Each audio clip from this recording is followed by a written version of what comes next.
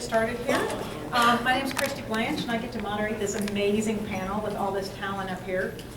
Myth, legends, folklore, and comics. So if you're at the wrong place, too bad, you're stuck. I'm out of here. But you're myth. Okay. We have a panel of awesome people. We have Walter Simonson. You may know him from the horror movie. My film career. Stan Sakai. We have, it's Paul, right? Paul Storrie. And Kasey Pierce. And we have a whole range of newer writers and experienced writers and different things. So let's just start by talking about what kind of, you've all done different kinds of things. You know, Paul, you did, the Viking Queen, and Stan, you did this little thing, Saji and Jimbo that, people may have heard of. Main characters. Yeah. And we've got Cirrus down there with Kasey, and we've got Thor here with Walter. So And Ragnarok. Thor, Ragnarok? I know what that is. And They may not. they do. So let's just start with what inspired you to delve into the myths and the folklore and all of this. I keep saying religion because I taught a class that was myth, folklore, and religion.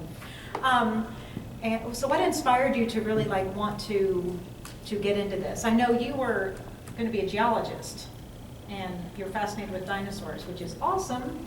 And he actually drew dinosaurs with feathers before paleontologists came up with that. So he's the one who started it. I'm not sure about that, but No. I did draw them early in comics.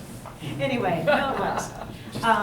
So what kind of inspired you to get into, Thor and Ragnarok? Austin, why don't you use this? Oh. Oh, I guess we're good. Oh, wow. Let me think fast. I don't know if this has anything to do with it or not. My grandparents, my father's parents came from Norway. I don't really claim any genetic disposition to Norwegian myths or Icelandic myths, really, but it's back there somewhere. And so my beard, when I had color in it, was red, so I had a good Viking beard for a while. And my parents had a book.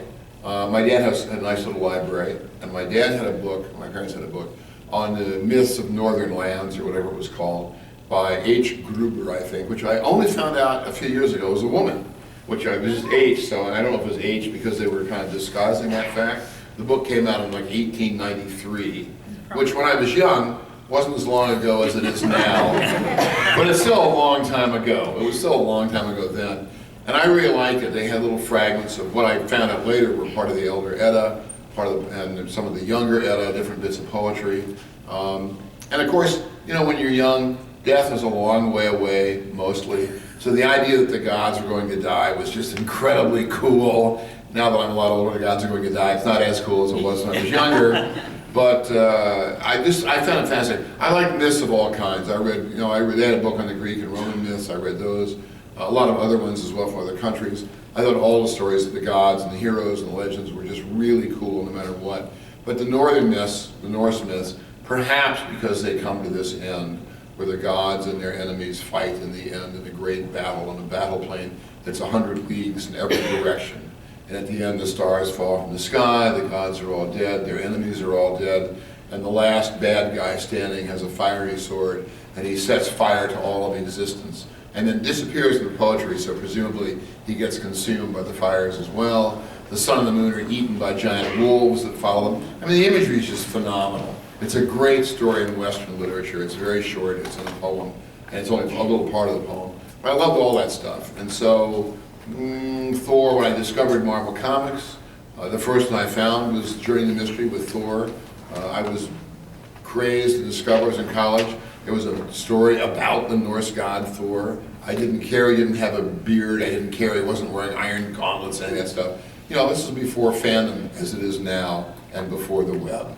So back there, you'd just be cool about it. Now you'd be crabby about all that stuff.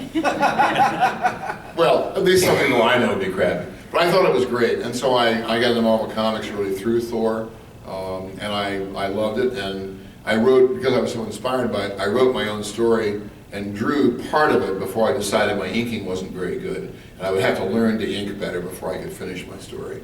And 14 years later, I was working at Marvel, and Mark Grunwald asked me if I wanted to write and draw the book. I'd written maybe 6 comics at that point, 8 comics. I was a fledgling writer, but I'd drawn a lot of comics by then.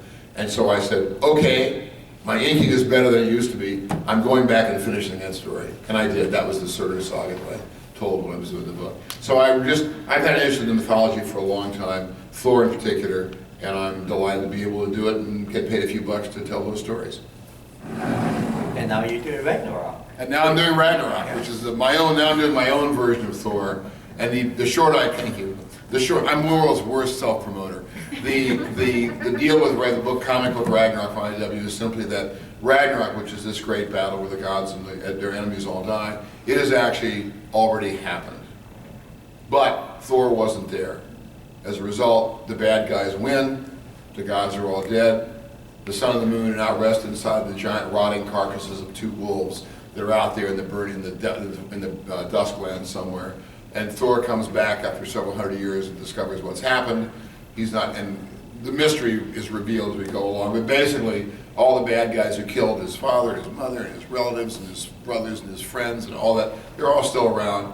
And he's not very happy about it. And he's a really fabulous warrior. And so he picks up his hammer, and he goes out into the Dusklands to find all the bad guys and deal with them. And that's my story. And he doesn't have a lorejaw.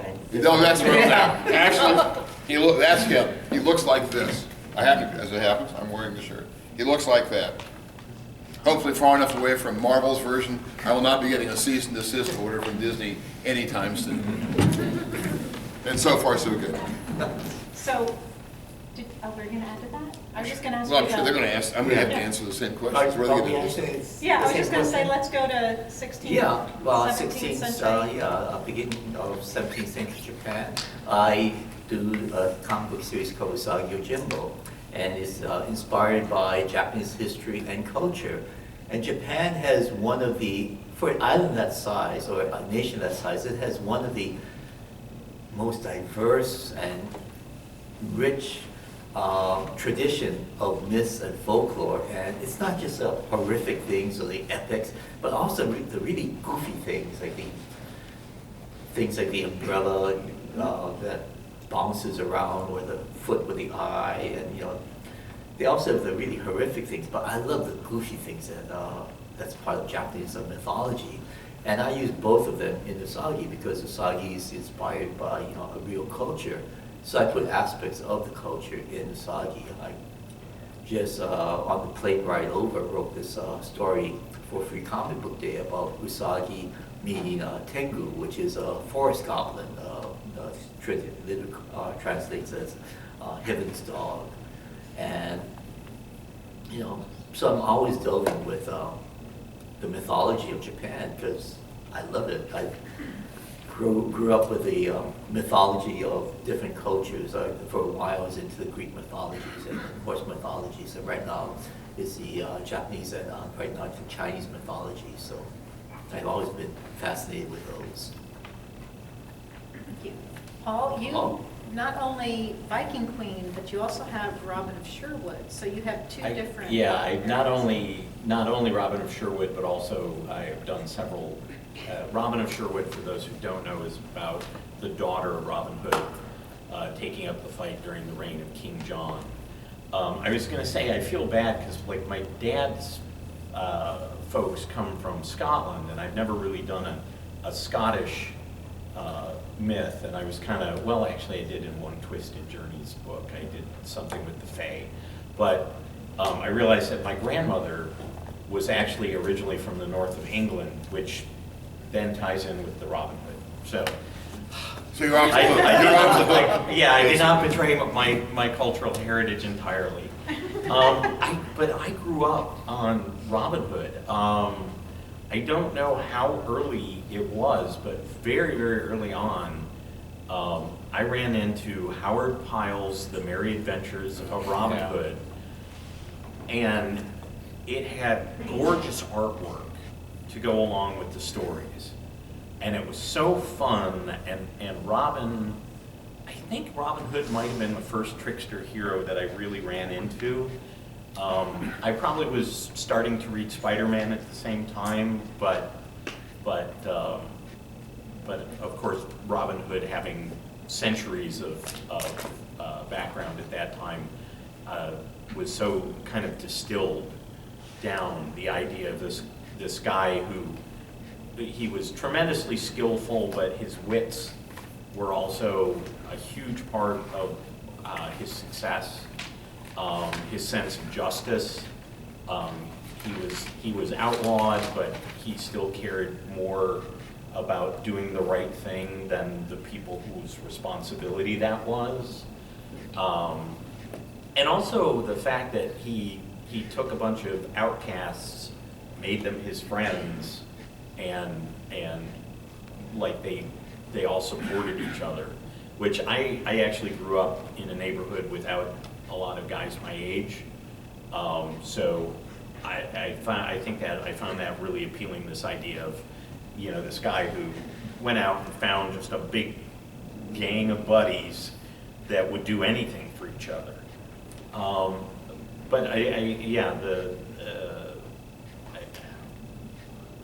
myths and legends, at the same time I think actually Robin Hood was my gateway.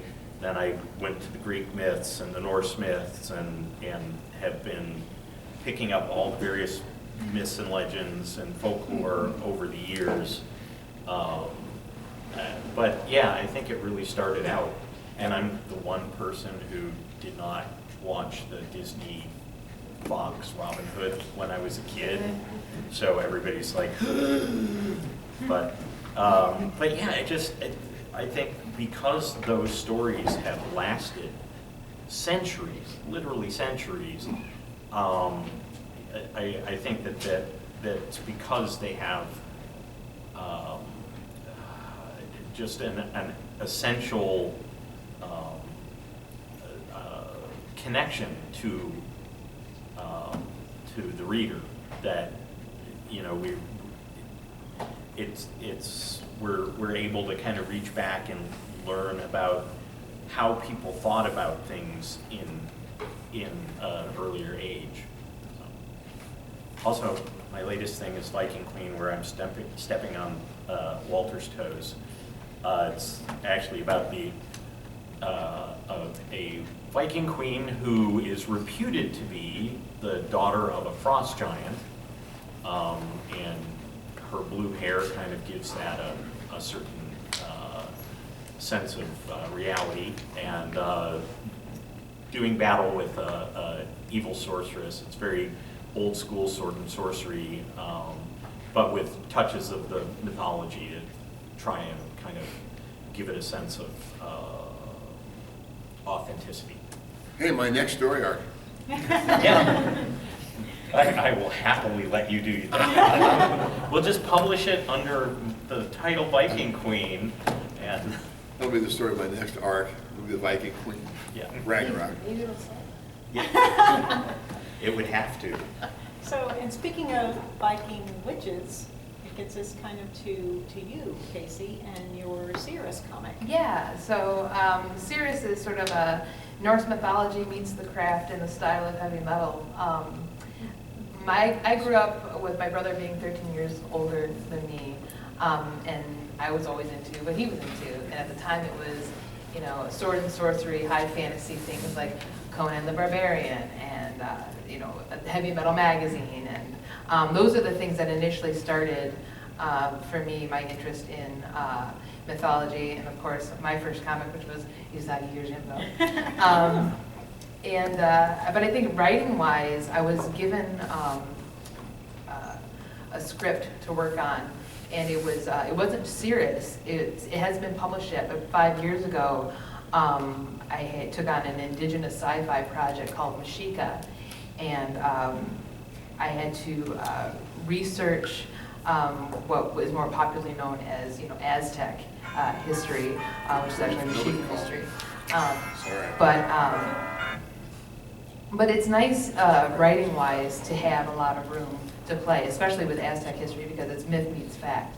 And also with mythology, I mean, you can play on the classics. you know, you can introduce your own mythology. I mean, it all starts somewhere. So I love blending the two, and there's just so much landscape there. And it's just a whole lot of fun.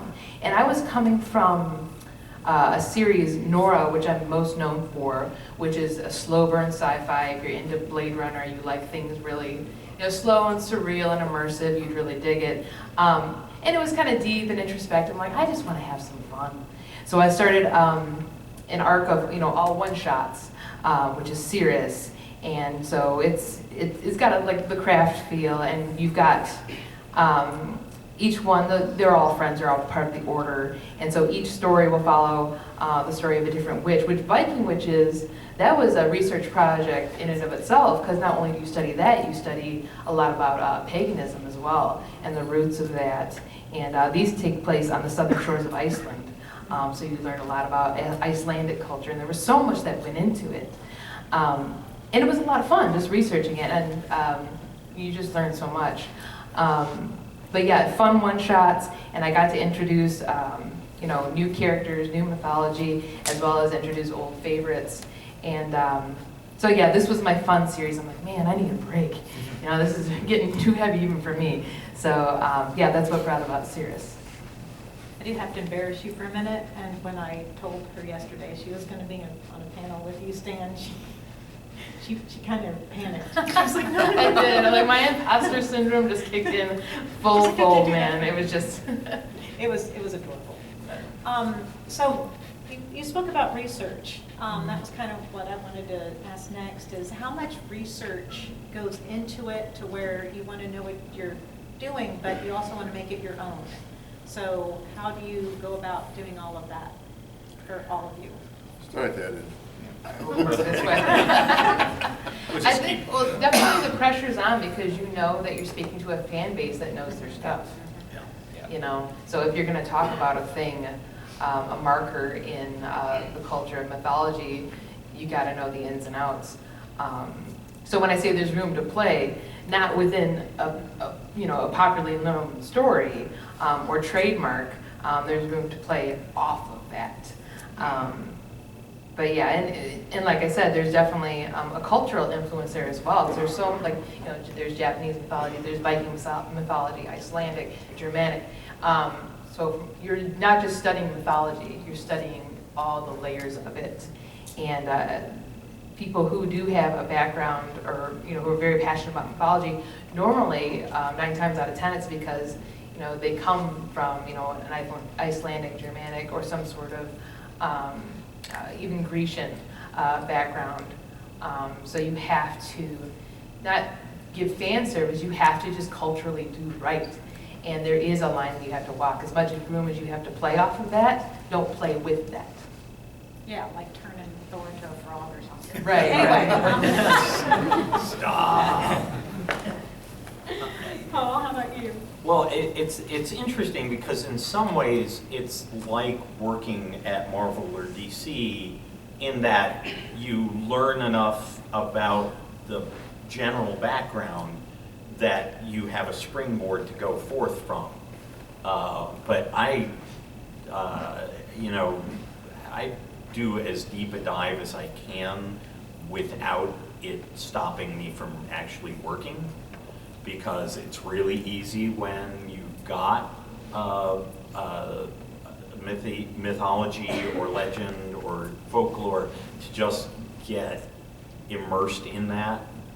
I had a project years ago that I started up that was very much involved fairy lore, and I ended up getting this was fledgling internet days, and I was going down getting all these books out of the rare book collection to look through, and I did so much research that it basically killed my momentum, to the point where it was like, oh, I need to switch gears, except I hadn't done those deep projects. I only got part way, but it's really, and it is fascinating stuff, so it's really easy to go down that rabbit hole, no pun intended.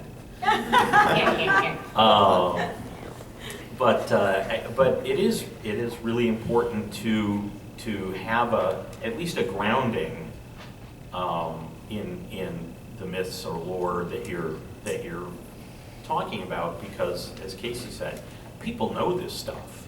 Not, you know, even if 2 out of 10 people are like kind of fanatical about it, you're going to hear from those 2 people.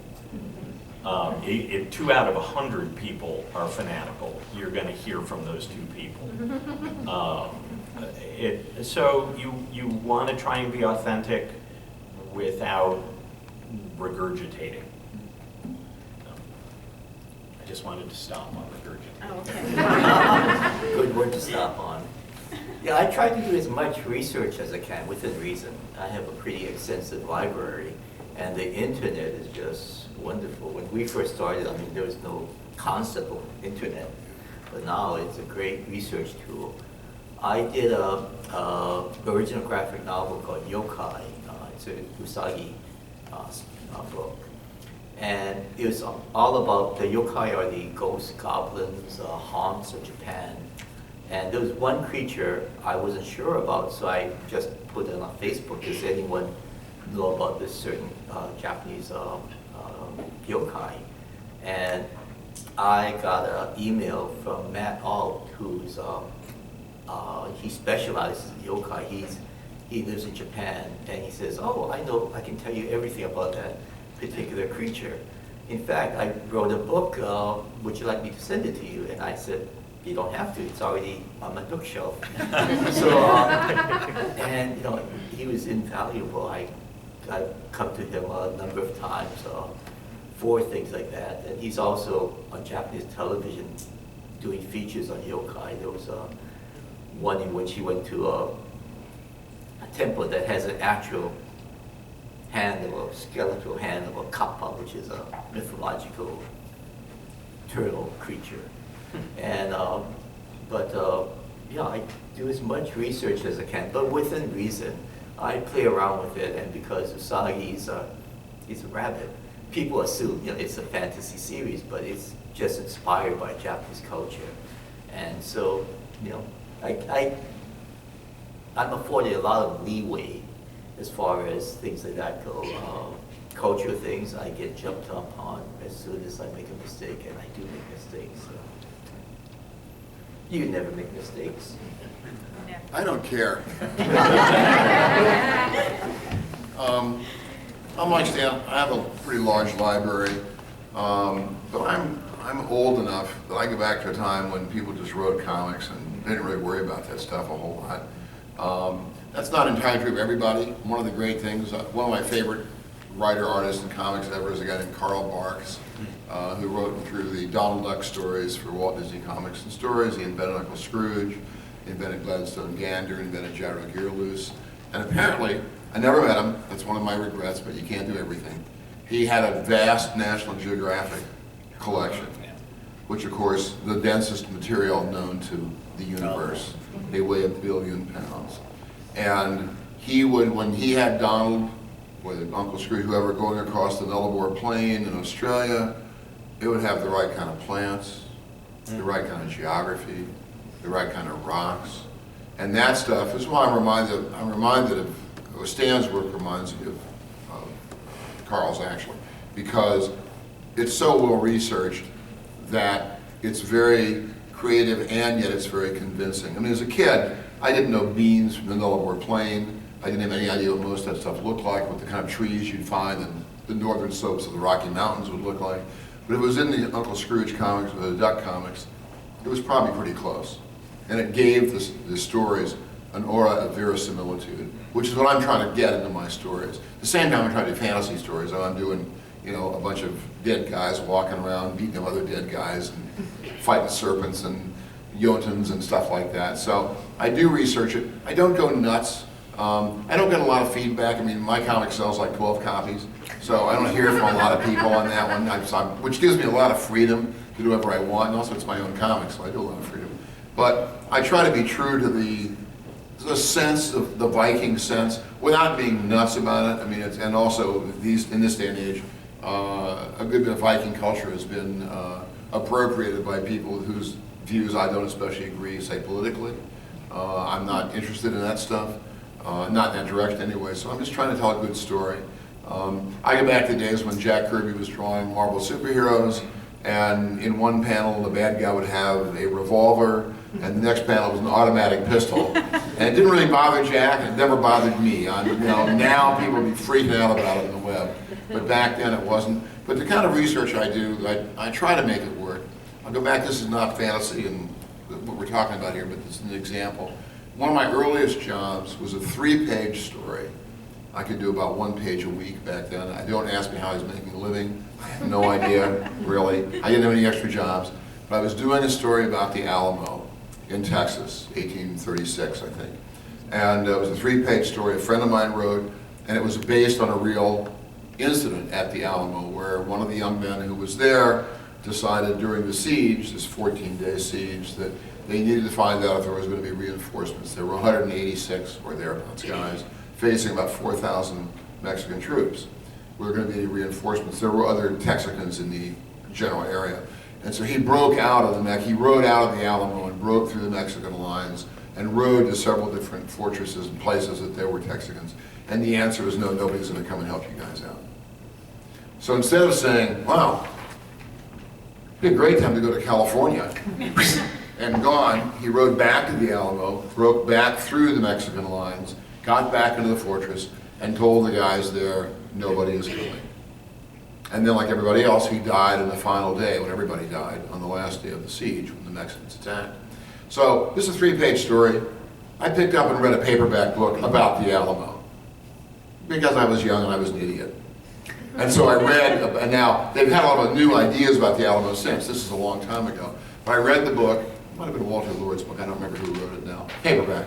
But one of the things that it had in there was David Crockett, who died at the Alamo, was there with a handful of other Tennesseans, actually, not as in the Disney version.